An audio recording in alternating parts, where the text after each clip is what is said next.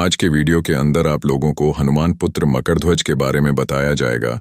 तो दोस्तों, इस वीडियो को पूरा जरूर देखें। साथ ही अगर चैनल पर नहीं है तो चैनल को सब्सक्राइब जरूर करें।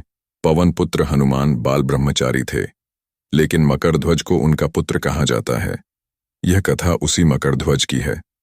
वाल्मीकि रामायण के अनुसार लंका जलाते समय आग की तपिश के कारण हनुमान जी को बहुत पसीना आ रहा था।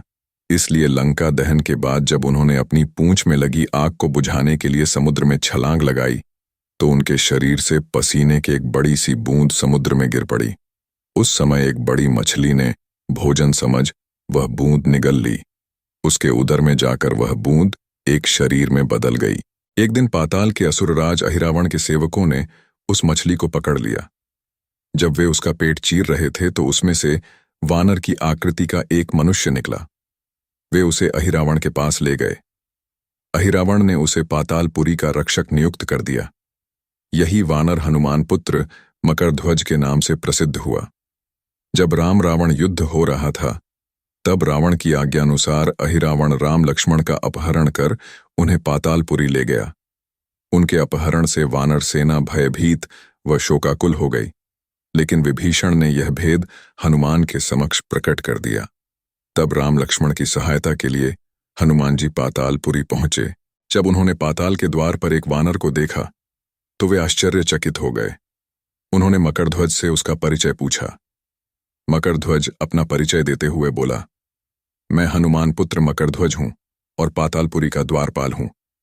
मकरध्वज की बात सुनकर हनुमान क्रोधित होकर बोले, यह तुम क्या कह रहे हो दुष्ट? मैं बाल ब्रह्मचारी हूं, फिर भला तुम मेरे पुत्र कैसे हो सकते हो? हनुमान का परिचय पाते ही मकरध्वज उनके चरणों में गिर गया और उन्हें प्रणाम कर अपनी उत्पत्ति की कथा सुनाई। हनुमान जी ने भी मान लिया कि वह उनका ही पुत्र है, लेकिन यह कहकर कि वे अभी अपने श्री राम और लक्ष्मण को लेने आए हैं, जैसे ही द्वार की ओर बढ़े वैसे ही मकरध्वज उनका मार्ग रोकते हुए बोला, पिताश्री, यह सत्य है कि मैं आपका पुत्र हूं, लेकिन अभी मैं अपने स्वामी की सेवा में हूं, इसलिए आप अंदर नहीं जा सकते।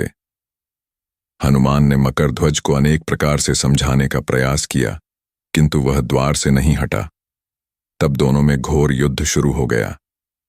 देखते ही देखते हनुमान जी उसे अपनी पूंछ में बांधकर पाताल में प्रवेश कर गए। हनुमान सीधे देवी मंदिर में पहुंचे, जहां अहिरावण राम लक्ष्मण की बलि देने वाला था।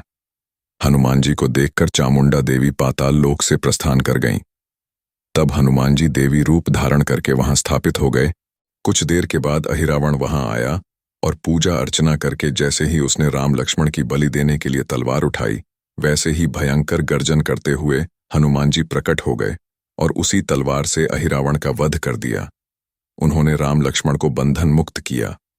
तब श्री राम ने पूछा, हनुमान, तुम्हारी पूंछ में यह कौन बंधा है? बिल्कुल तुम्हारे समान ही लग रहा है, इसे खोल दो। हनुमान ने मकरध्वज का परिचय देकर उसे बंधन मुक्त कर दिया। मकरध्वज ने श्री राम के समक्ष सिर झुका लिया। तब श्री राम ने मकरध्वज का राज्याभिषेक कर उसे पाताल का राजा घोषित कर दिया और कहा कि भविष्य में वह अपने पिता के समान दूसरों की सेवा करे। ये सुनकर मकरध्वज ने तीनों को प्रणाम किया। तीनों उसे आशीर्वाद देकर वहां से प्रस्थान कर गए। इस प्रकार मकरध्वज हनुमान पुत्र कहलाए। तो दोस्तों, कैसा लगा आज आप लोगों को हमारा वीडियो? आशा करते हैं सभी को पसंद आया होगा। पसंद आया तो हमारे चैनल को सब्सक्राइब जरूर करें।